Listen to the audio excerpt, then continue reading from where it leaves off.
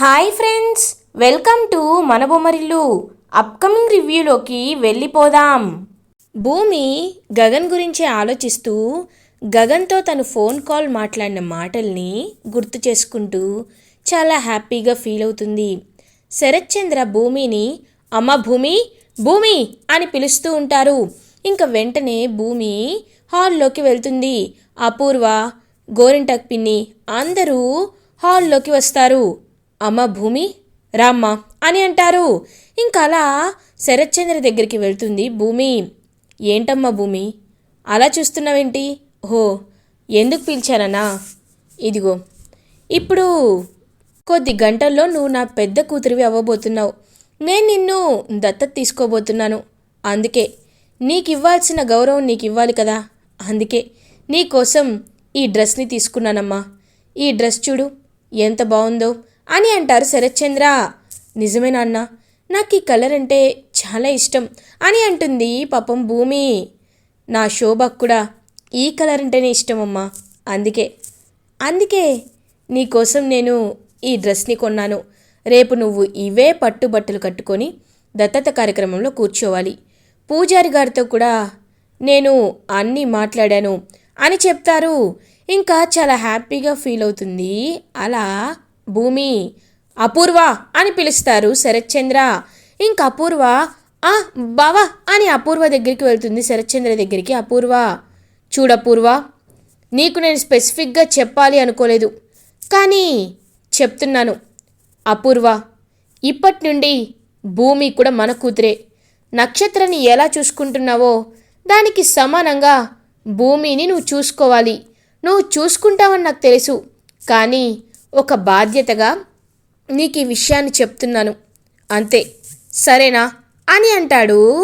ఇంకా శరత్ చంద్ర అలాగే బావా, తప్పకుండా చూసుకుంటాను అని చాలా కోపంగా ఉంటుంది అపూర్వ. గోరింటాకు పిన్ని అపూర్వతో, చూసావా అమ్మాయి ఏం మాట్లాడుతున్నారో? అయినా మీ అల్లుడు గారు అన్నీ ఆలోచించి మాట్లాడుతున్నారో ఆలోచించకుండా మాట్లాడుతున్నారో తెలియదు, కానీ నీకు ఆపోజిట్గా మాట్లాడుతున్నారు. అయినా ఇప్పుడు నువ్వేం చేయలేవులే అమ్మాయి. ఆ నక్షత్రం ఎక్కడో వెళ్ళిపోయిందో కనిపించట్లేదు. ఇటువైపు ఈ భూమిని అల్లుడు గారు పెద్ద కూతురిగా దత్తత తీసుకుంటున్నారు. ఒక్కసారి దత్తత కార్యక్రమం జరిగిపోతే ఇంకా మనం చెప్పుకోవడానికి చేసుకోవడానికి ఏమీ ఉండదు. తర్వాత నిన్ను, నీ కూతురు నక్షత్రని ఇదిగో ఈ చిచ్చర పిడుగే బయటికి పంపించేస్తుంది. పిన్ని, నువ్వు చెప్పింది నిజమే. అందుకే నా దగ్గర ఒక ప్లాన్ ఉంది పిన్ని అని అంటుంది అపూర్వ. ప్లానా? ఏంటమ్మాయి అది అని అడుగుతుంది గోరింటాకు పిన్ని అపూర్వని. చెప్తాను విను పిన్ని అని ఒక స్టోరీ అయితే ఓపెన్ చేస్తుంది. అపూర్వ తన ప్లాన్ని చెప్తూ ఉంటుంది.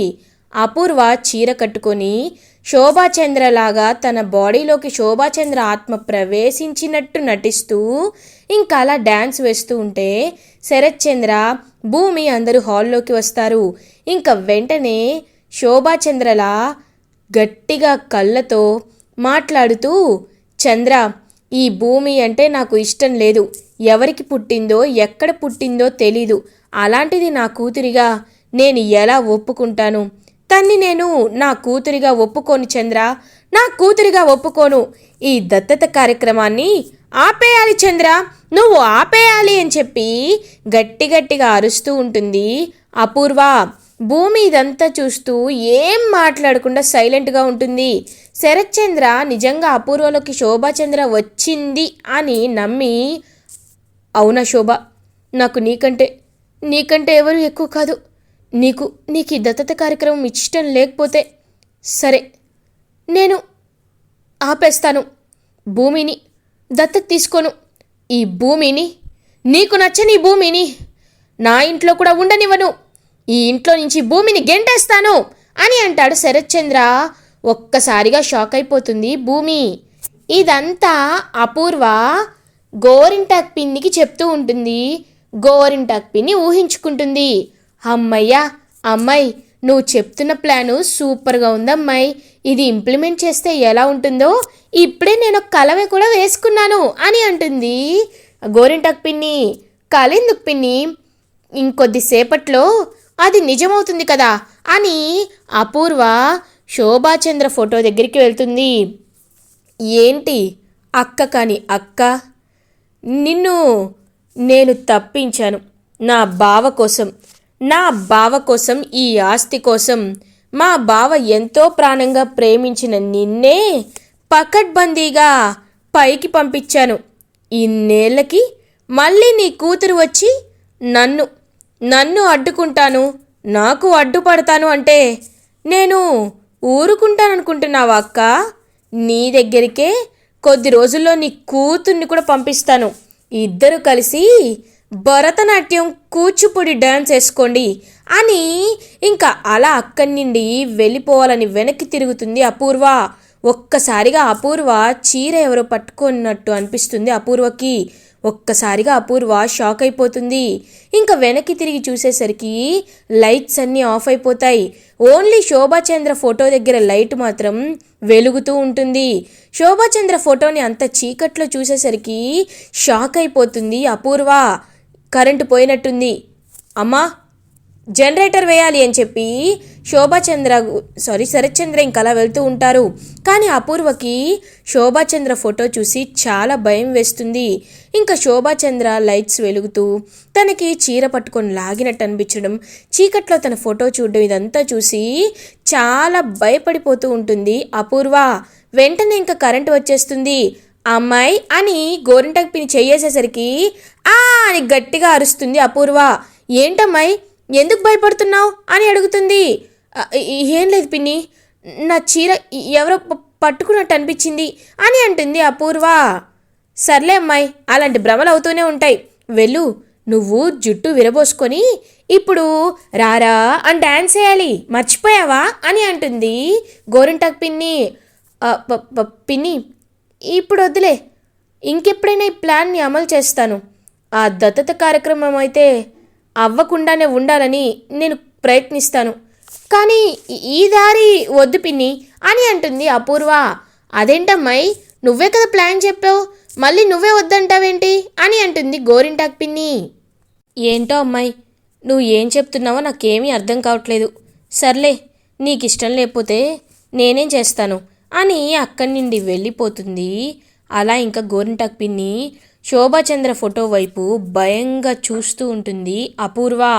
కరెక్ట్గా అప్పుడే అపూర్వకి ఫోన్ కాల్ వస్తుంది. పిన్ని, నక్షత్ర ఫోన్ చేస్తుంది. హలో నక్షత్ర, ఎక్కడికి వెళ్ళావు?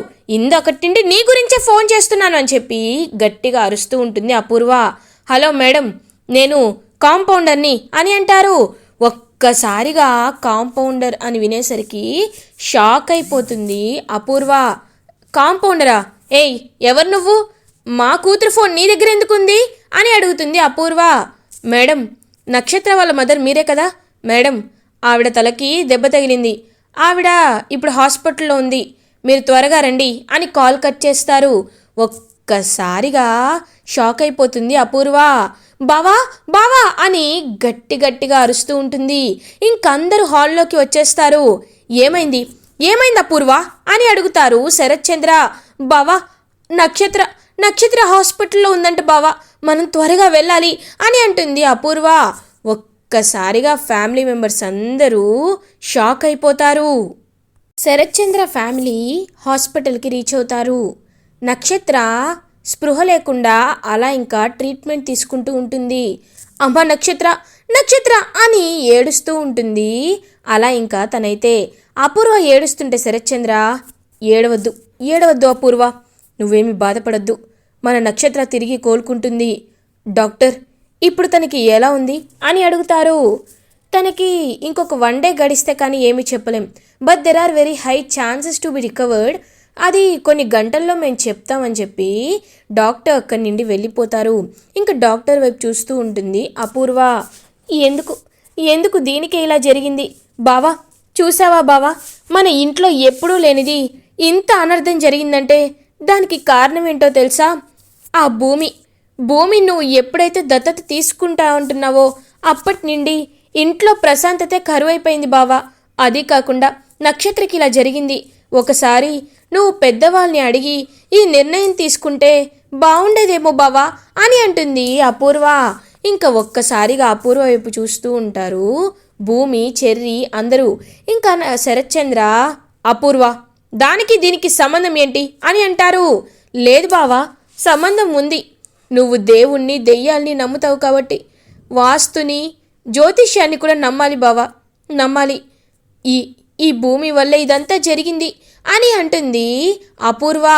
ఇంకప్పుడే కాంపౌండర్ అయితే అలా వస్తూ ఉంటే, ఒక్క నిమిషం, ఇక్కడ తన్ని అడ్మిట్ చేసింది ఎవరు అని అడుగుతారు. ఎవరో కొంతమంది కూలీలు తను పైనుండి కింద పడిపోవడం చూశారంట, చూసి ఇక్కడ జాయిన్ చేశారు సార్ అని అంటారు. ఏంటి, కూలీలా? అసలు ఇది ఎక్కడ జరిగింది అని అడుగుతారు శరత్చంద్ర. ఇది భూమి కన్స్ట్రక్షన్స్ అని కొత్తగా సైట్ ఓపెన్ చేశారు కదా సార్, గగన్ గారిది, అక్కడ జరిగింది అని అంటారు. ఒక్కసారిగా షాక్ అయిపోతాడు శరత్చంద్ర. అది వింటున్న అపూర్వ, భూమి అందరూ కూడా షాక్లో ఉంటారు. ఏంటి, ఆ గగన్ గడి కన్స్ట్రక్షన్ సైట్ దగ్గర ఇది జరిగిందా? అంటే వాడు నా నక్షత్రాన్ని కూడా తన వైపు తిప్పుకున్నాడా? చీ, చూసావా అమ్మ భూమి, వాడు నీతో పాటు నక్షత్ర జీవితాన్ని కూడా ఎలా నాశనం చేయాలనుకున్నాడో. ఇలాంటి వెధవని నేను బ్రతికాలని అనుకోవట్లేదమ్మా. వెంటనే వెళ్ళి వాడిని చంపేస్తాను అని ఇంకా గన్ తీసుకొని శరత్చంద్ర అయితే అలా బయలుదేరుతారు గగన్ వాళ్ళ ఇంటికి.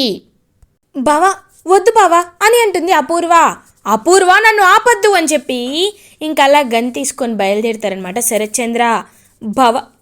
బావ వెళ్తున్నాడు పిన్ని, నాకు చాలా సంతోషంగా ఉంది, వాడికి ఇది జరగాల్సిందే అని అంటుంది.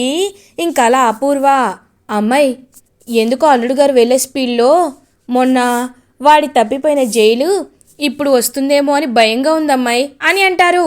నువ్వేమీ బాధపడద్దు పిన్ని, బావని చెప్పాను కదా, ఎలా అయినా తీసుకొస్తానని, బయటికి తీసుకొస్తాను, నువ్వేమి కంగారు పడద్దు అని చూస్తూ ఉంటుంది. అలా ఇంకా అపూర్వ ఇంకా నక్షత్ర దగ్గరికి వస్తుందన్నమాట. అపూర్వ నక్షత్ర దగ్గరికి వచ్చి, నక్షత్ర, నువ్వు ఇలా చేస్తావని నేను కల్లో కూడా ఊహించలేదు, ఎందుకు ఇలాంటి నిర్ణయం తీసుకున్నావే, ఛీ అని నక్షత్ర అలా కాన్షియస్లో లేకపోతే నక్షత్ర వైపే చూస్తూ ఉంటుందన్నమాట. అలా అపూర్వ. ఇది ఇలా ఉండగా గగన్ తన ఇంట్లో వర్క్ చేసుకుంటూ ఉంటాడు. శరత్చంద్ర గగన్ దగ్గరికి చాలా కోపంగా వచ్చి, రేయ్ గగన్ అని గట్టిగా అరుస్తారు. ఇంకా వెంటనే గగన్ కిందకి వస్తాడు. ఏయ్, ఏంటి, నా ఇంటికి ఎందుకు వచ్చావు నువ్వు అని అడుగుతారు. ఏంట్రా, ఏమీ తెలియనట్టు బాగా నాటకాలు ఆడుతున్నావు? నా పెద్ద కూతుర్నే ప్రేమించావనుకున్నాను, నా చిన్న కూతుర్ని, నా నక్షత్రాన్ని కూడా నువ్వు నీ మాయలో పడేయాలనుకుంటున్నావా? ఛీ, నీలాంటి వాణ్ణి నేను ఎక్కడ చూడలేదురా, నీలాంటి వాణి గురించి తలుచుకుంటుంటేనే అసహ్యం వేస్తుంది అని ఇంకా గట్టిగా చెప్తాడు శరత్చంద్ర. ఏయ్, ఏంటి నోటికొచ్చినట్టు వాగుతున్నావు? చూడు శరత్చంద్ర, మొన్న మీ ఇల్లు కాబట్టి తల వంచుకొని బయటకు వచ్చాను, ఇప్పుడు లేనిపోని నిందలు నాపై వేస్తే చూస్తూ ఊరుకోను, జాగ్రత్త అని అంటాడు గగన్. ఏంట్రా జాగ్రత్త, నిన్ను చంపేస్తాన్రా అని అంటాడు శరత్చంద్ర. ఎందుకు చంపుతావు? ఎందుకు చంపుతావు?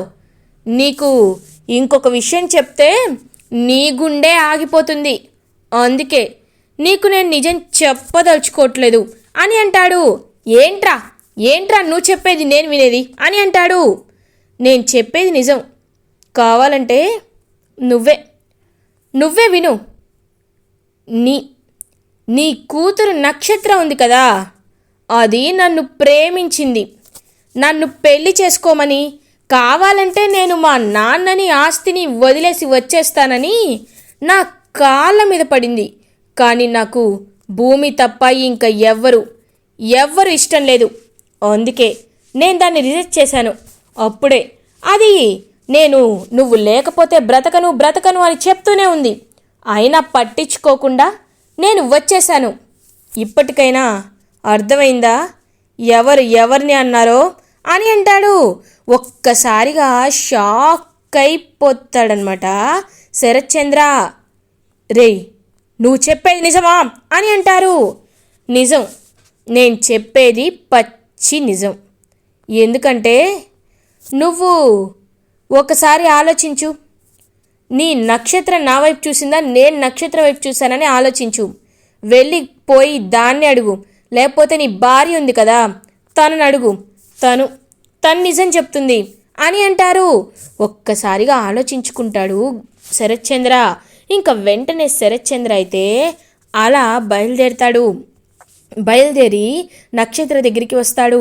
ఇంకా నక్షత్ర చూస్తూ ఉంటుందన్నమాట. నక్షత్ర నిద్రపోతూ ఉంటే అపూర్వ చూస్తూ ఉంటుంది. అపూర్వ అపూర్వ అని గట్టిగా పిలుస్తాడు శరత్చంద్ర.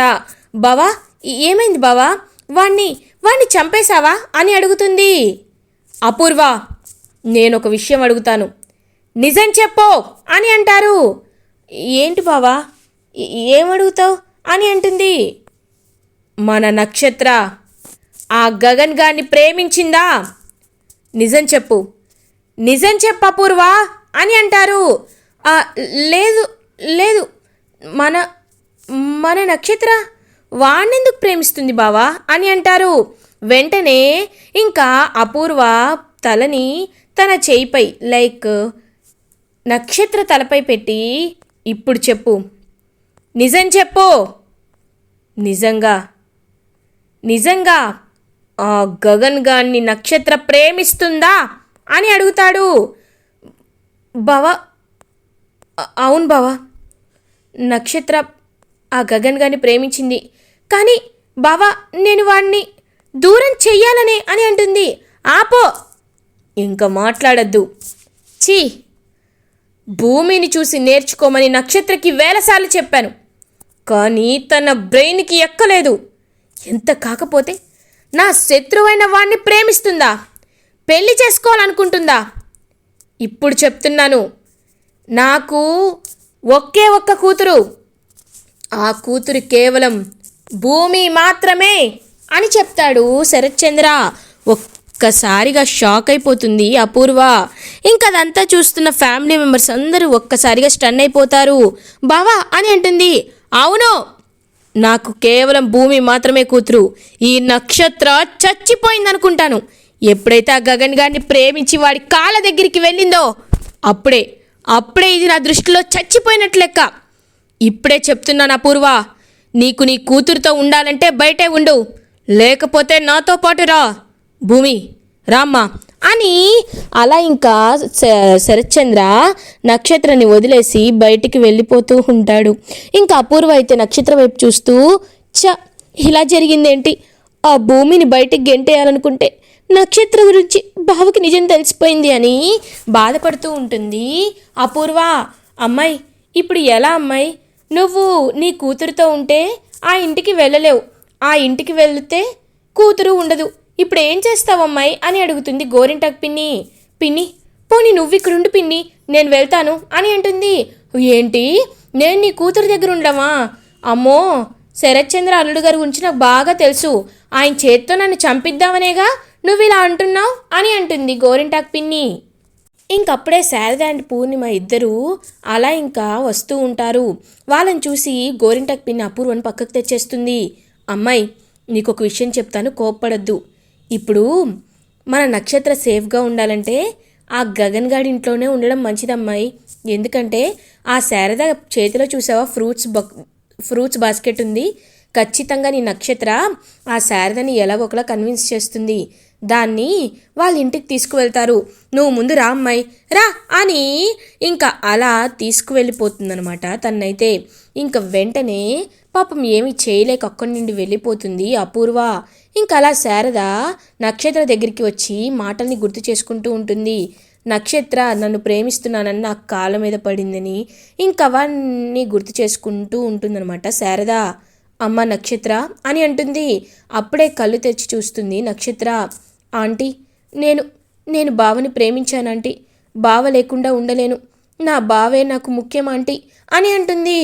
చూడమ్మా, ఈ సమయంలో నువ్వు మీ ఇంటికి వెళ్ళడం అంత మంచిది కాదు, కాబట్టే చెప్తున్నాను, నువ్వు మా ఇంటికి రామ్మా అని ఇంకా అలా వాళ్ళ ఇంటికి తీసుకువెళ్తుంది నక్షత్రని శారద. నక్షత్రని అలా ఇంకా శారద ఇంటికి తీసుకొస్తే గగన్ ఒక్కసారిగా షాక్ అయిపోతాడు. ఇంకా అలా నక్షత్ర వైపు చూస్తూ ఉండిపోతాడు. గగన్, ఏంటి బావ అలా చూస్తున్నావు, నిన్ను ఎలా దక్కించుకోవాలో నాకు తెలుసు అని అలా ఇంకా చెప్తూ ఉంటారనమాట నక్షత్ర గగన్తో. ఇటువైపు సేమ్ మార్నింగ్ అలా ఇంకా దత్తత కార్యక్రమంలో భూమిని దత్తత తీసుకుంటాడు శరత్చంద్ర. ఇవాటి నుండి నాకు నువ్వేనమ్మా, నువ్వే కూతురివి అని ఇంకా అలా భూమి వైపు ప్రేమగా చూస్తూ ఉంటాడు గగన్. ఇదంతా చూస్తూ జెలస్గా ఫీల్ అవుతుంది అపూర్వ. ఇలా ఎపిసోడ్ ఎండ్ అవుతుంది. ఫర్దర్ ఎపిసోడ్ రివ్యూస్ ముందుగా మీకు కావాలి అనుకుంటే మా ఛానల్ని సబ్స్క్రైబ్ చేసుకోండి. Thanks for watching.